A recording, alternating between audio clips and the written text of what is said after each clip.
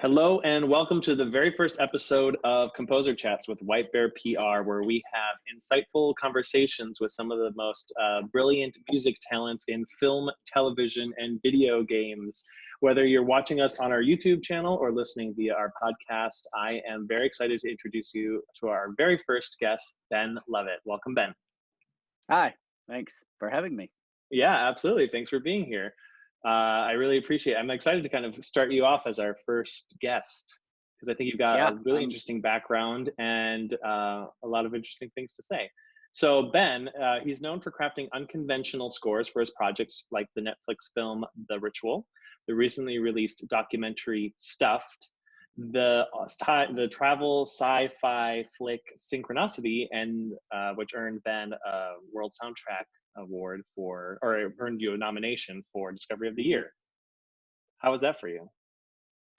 that was great. I really enjoyed Ghent, and that was an opportunity to get to meet and hang out with other composers because most of us were always, hidden away in our little workshops, climbing the walls and banging our heads against, things trying to make stuff. So it was cool to get to. It was particularly interesting to go that year because the soundtrack that I was nominated for Synchronicity had been sort of a strange, long, winding road to get to finally being released. And so by the time it came out, it was something I had made years prior. And when the movie finally came out, it was such an interesting ride to be on that year with this body of work that was done in a fairly short amount of time years prior, and I had sort of assumed would never see the light of the day, and then it comes around and it ended up kind of dominating the year for me. So it's a very cool experience. Very cool. Congratulations. However, at this year at the Sundance Film Festival, you had a film called The Night House, and I want to know, how was your experience at the Sundance Film Festival, and would you recommend that composers attend if they have a project and have the opportunity to go? Yeah, absolutely. I think that the nature of this business can be so sort of haphazard and accidental sometimes, and Sundance is, like a lot of film festivals, but particularly Sundance, is a good opportunity to just sort of bump into people. And sometimes, believe it or not, it's it's the way you come on board projects, or the way that things kind of happen organically, sometimes can be as random and coincidental as just bumping into people on the street. And certainly in my own experience, I've had opportunities that came about, or conversations that were furthered, or some kind of advancement of some type that I can trace back to, oh yeah, I bumped into that guy at Sundance, like 6 weeks ago or whatever. We hung out and had a beer and caught up. So I definitely think if you have a project there, you should make the effort. It's expensive and tedious and cold and all that stuff, but it's worth it because it's a unique little insular experience where all of the people currently most active in this business are all in this tiny little snow town. Yeah, absolutely. I've been going for probably the past 10 years, and I always encourage composers to go when they have a project and are able to make it to the festival, because it's a great breeding ground for new relationships. And of course, one of the composer's primary jobs maybe is networking, building your network, part of the getting job. to know. There's also things like, BMI does a composer director roundtable panel every year. And my first Sundance that I went to in 2007, I was in the audience and I raised my hand and asked a question and found a way to sort of hijack the entire panel into talking about the film that I was there with. And, then you fast forward to this year, I was on the panel. And so that was a really cool experience for me this year. It's kind of full circle from where it started. Have you been able to meet directors or foster new relationships at Sundance? I have, yeah, especially this year by nature of the panel that Doreen Ringer-Ross at BMI has run for years. And she does a lot of great stuff for composers, really at all the festivals, but Sundance is a big event for them every year. And being on that panel with, I don't know, there were probably 10 or 12 other director combos, I think, on that panel. So I got to meet quite a few of them, and then at dinner, and they also do a sort of musical chairs dinner where you all each, they ring a bell sort of, and you draw a number and you switch around. And so there's a lot of events that are geared specifically towards you getting to meet and know other people there. So definitely go if you have the opportunity or have a film there. Yeah. And so your film, The Night House, you got brought in early at the script stage. And I was just Mhm. curious, what are the benefits of being brought in early on a film project? Well, I always like to say that the bad ideas don't have to make it into the movie. When you have time to develop your ideas and to work on them, and to have more of a dialogue and more of a crosstalk and a collaboration with the people that you're making the film with, particularly the director, it's just the more time that you get an opportunity to bounce things off of them, the better you're going to figure out what exactly they're after and what they're trying to do. And I think that for something that's so fundamentally important to the overall final product of a film as the music, the more time that you can create as the production to bring on your composer, who's going to be providing you with one of the most effective and vital and potent storytelling assets, the earlier you can get that process started, the more you're going to get out of that person. Yeah, absolutely. Yeah, and of course, a great success story with that would be Hildur Guðnadóttir in Joker, which people learned that she was brought in on the script stage and influenced Joaquin Phoenix's performance. And Yep. there's a great story from Tyler Bates about working on Guardians of the Galaxy, about making the music and having the actors kind of uh, do their scenes and their choreography to the score to kind of make them all sync up and just Yeah. make the story tighter and more exciting. I remember hearing one about Baby Driver, about all the choreography of the gunfights and how all that stuff is synced to the music. People assume they just sort of picked songs and edited the scenes to the music. And Edgar Wright, and they were saying, no, those songs were in the script, and we actually blocked these scenes to these songs, and we shot it this way with the songs being blasted on set. And I think that that's why that movie stands out as feeling substantially different in its effect as a finished thing than just simply having shot it and cut it to music. The Yeah. earlier you can get it involved in the process, I think the more sort of synchronicity between the elements that you're going to have in the final product. Yeah, absolutely. Well, and you're a composer as well as a songwriter. So I'm sure most of the time songs are written before a feature film, but I'm sure it's even more beneficial if you're writing an original song for a film to obviously be in there early. Yeah, and that's something that for me, I've had a few opportunities with, and I something that I'd like to do more of, and I've been asked to do more of lately, which is to be able to score a film and create an original song for the film. I mean, that's absolutely something that falls within my capability and my wheelhouse and my interests, but logistically, you're racing the clock so often when you're brought on board things very late, or you're sort of the last train car added on to the thing, that there's just no time. I mean, that you need time to be able to.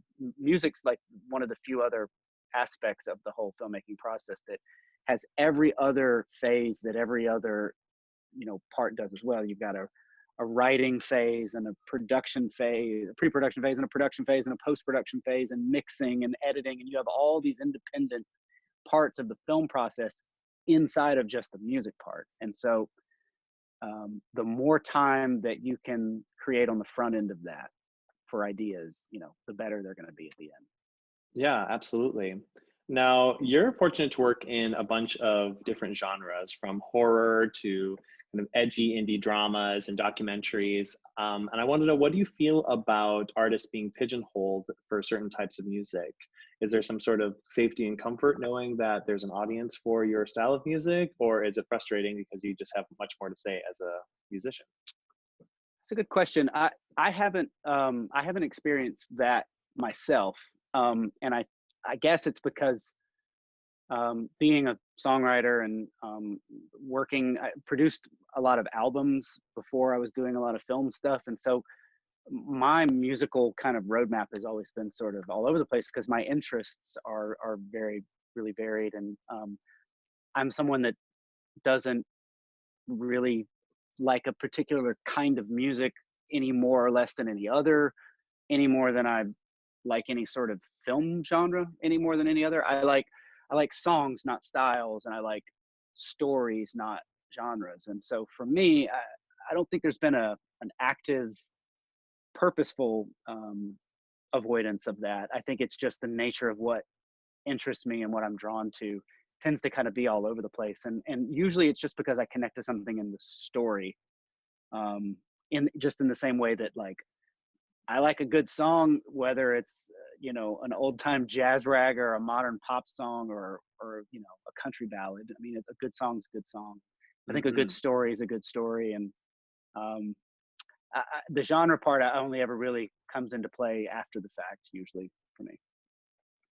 Is there, so you said that you're attracted to story more than anything. So you would say that you're not particularly into one specific genre, because some people love to just work on horror, some people love sci-fi, whatever, but you seem to be into story more than genre. Yeah, and I guess it's and musicians are like that too, right? Like you've Mm. got I know jazz guys that are just like it's all jazz, baby, and I know classical players that just want to play classical, and everything in between. Country artists that are like, I play country music. God bless America, and I love those guys. And for me, I don't know. I've never fully been able to identify with anything like that Mm. completely. Um, and wait, what was the original question? Because I had a Well, the better question answer. was just about, being into story more than genre. So you're Oh, well, connecting yeah, with right. characters and storylines more than you are than a style of Yeah, I film. think that's what I was trying to get around to, which is that I don't really feel like a musician, really. Mm. I guess I make music and I play music, but I feel more like a storyteller. That my particular area that I mostly dabble in the storytelling is musically. But Hmm. I like my involvement in the process, my approach to it is more being one of the storytellers that collaborates on your project to help tell the story in this particular area of expertise, if that's even a word I can so boldly use. But it more so than coming at it from a musician that sort of specializes or has a particular genre or style or kind of sound or a thing mastered. Hmm. Yeah, absolutely. Well, I think that there is, I don't want to say a trend, but there definitely seems to be a movement of musicians like yourself working more and more in the film scoring industry, where people used to be very kind of orchestrally driven and this is the Yeah. Hollywood sound. Now the palette seems to be much broader, allowing artists Hmm. like yourself into the film scoring career. Um, I was just wanting to get into your styles because the past couple of your film scores are a bit more textural and atmospheric, but stuffed Hmm. you get to really play around with melody and texture and pacing and all this sort of fun stuff. Hmm. And I just wanted to know what it was like for you to work on that project Well, or, it's all relative, right? Like it's all the context is required for to explain each of these things in that way. And in the case of stuffed, you mentioned the ritual. I was just completing the ritual when I got the opportunity to work on stuffed. And the ritual was a fairly well documented, extremely intense experience for me. It was very challenging, very rewarding, but it nearly killed me. And it Mhm. was a very intense palette of emotions to sort of spend a lot of time in.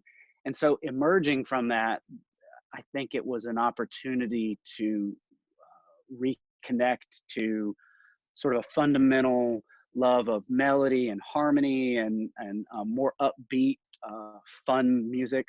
And certainly that's a lot more like the stuff I make as a songwriter. And so it wasn't a big seismic shift. It was just a really well-timed opportunity to sort of swing back from a very dark place to a very, you know, sort of light, fun, emotional place. Yeah. Well, the film seems to be about taxidermy, which you think would be almost a dark subject, but it Yeah. quite centers around the love of animals and these kind of amazing kind of what's that word, diorama or whatever, the Yeah. display Diorama. of diorama, yeah, of the animals, and how your music gets to play through all of this. It's so much fun. Yeah. Yeah, the way the movie started to take shape is, it's not the kind of documentary that's following this one story that's evolving to where we're sort of telling you a long form version of this one thing.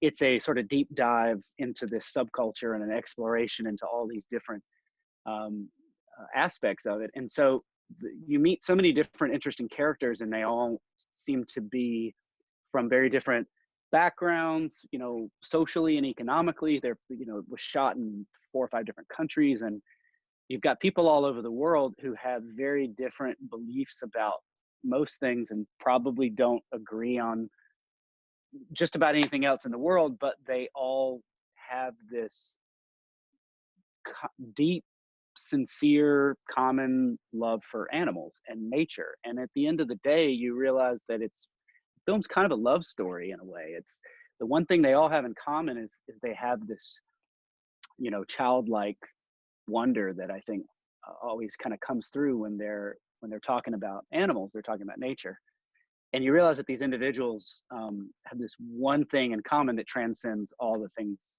that they have that are differences. And there was something in that, and the nature of how the film kind of takes you around the world, and you meet all these different characters. You get a little glimpse into their lives, that the music started to shape up, like you said, like a series of vignettes. It was more like a trip to a natural history museum for your ears, where Mm.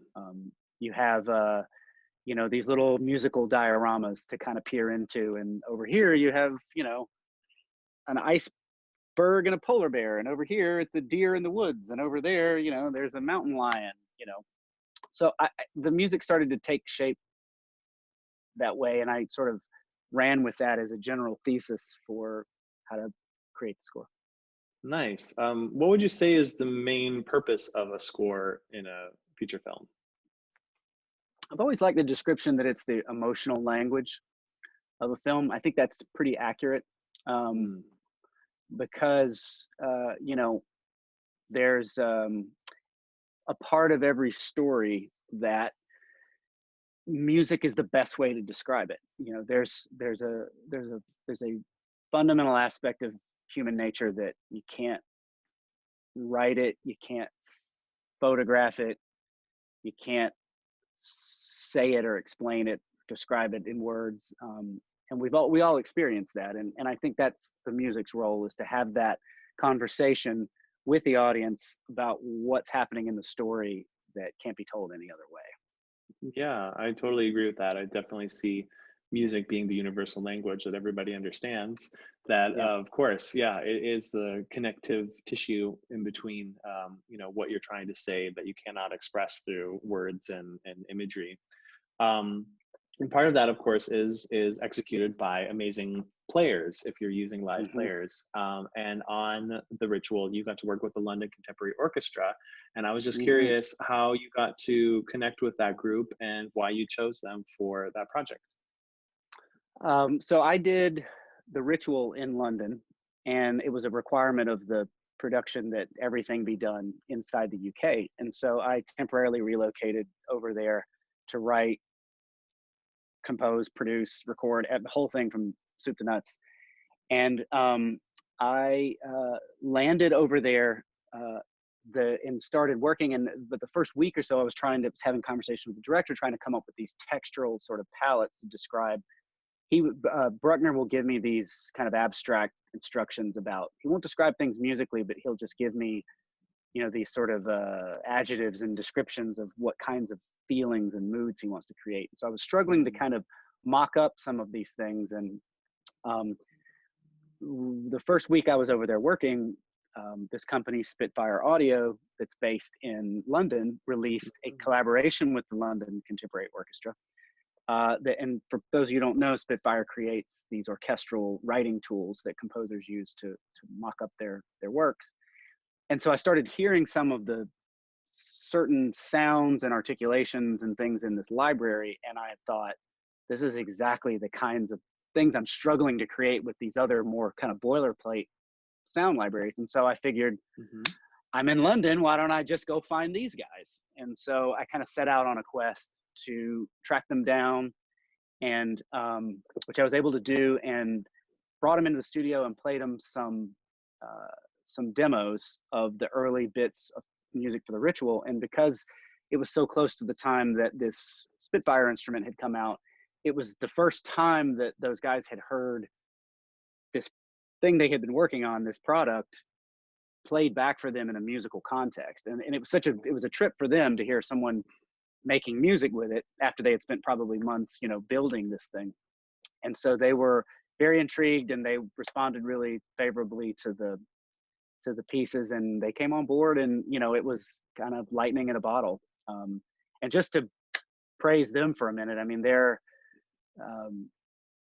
a group of very unique players that really elevated the stuff I wrote, because they have a lot of interesting styles and techniques, which is, you can understand why they wanted to make an instrument out of what these guys do. And I think they're a group that every individual player brings something that, their own voice brings a little something extra to the part. And so it was definitely a high point of my career. It was one of the great privileges to be able to work with that group. So I just want to thank you, first of all, of course, for being our very first guest on this Composer Chat series. What advice could you give to a composer that wants to do what you do? I say, you gotta, don't hoard your good ideas. I think you gotta be in a good habit of finishing things you start, and you gotta be in a good habit of putting things out there for people to hear and for people to find. I mean, I don't pursue the work. I mean, yes, I go to places like Sundance and bump into people and meet, but at this point, things come to me organically, because there's just so many things out there floating around for people to bump into themselves. And so, you got to be in a good habit of always trying to put your best ideas forward, and but never, you never want to put the cart before the horse, in terms of like, no film is your opportunity to show off or prove what you can do. Like, don't do that, because that's not what it's there for. I mean, you're there to be an agent of the story, but at the same time, you want to always swing the bat as hard as you can and do your best. And there's that "it's who you know" old adage, but it's really not. It's who knows you. And the best way for people to know you is to just put stuff out. Just get stuff out there. It's you almost can't afford not to these days. There's too many people that want to get into this, and trying to do it for you to kind of sit around perfecting all your great ideas and stuff. Just get them out there for people to hear. That'll create opportunities for you. Absolutely. Now, are you on social media? Can you give us some handles for people to find you? Sometimes. I'm terrible at it, but there are sites there where I will occasionally say hello. But I always make a pretty good point to share new stuff and give things away. And Twitter, it's the Ben Lovett. Instagram, I think it's just Ben Lovett, BenLovett. I'm somewhere on Facebook. I think it's Lovett Page is like the, I think. Yeah. And then I have a website, benlovett.com, that terribly needs updating. So if you're a killer web designer and you're watching this, give me a call. Yes. And of course, they can check out your music online on your website on Spotify, etc. Yeah, and there's tons of stuff on Spotify and Apple Music. And then on my site, the one thing that is there is, well, there's a lot of stuff there. It's just a little out of date. But if you click on the posters on the site, most of those have cool little behind the scenes, really well done featurettes that different productions and labels have done on the scores that I've done for different movies, that kind of give you like a little 5-minute look behind the curtain and kind of see how we went and made each of those scores. So it's at least it's a significant cure for boredom if you're stuck at home right now. Well, again, thank you so much for taking the time to chat with me today. We'll be posting new Composer Chats weekly. So for those of you listening in or tuning in on the YouTube channel, stay tuned for more. Subscribe to the YouTube channel or subscribe via the podcast to hear more. Thank you so much. Greatly appreciate My it. pleasure. Yeah. All right. Cheers. Take care. Bye.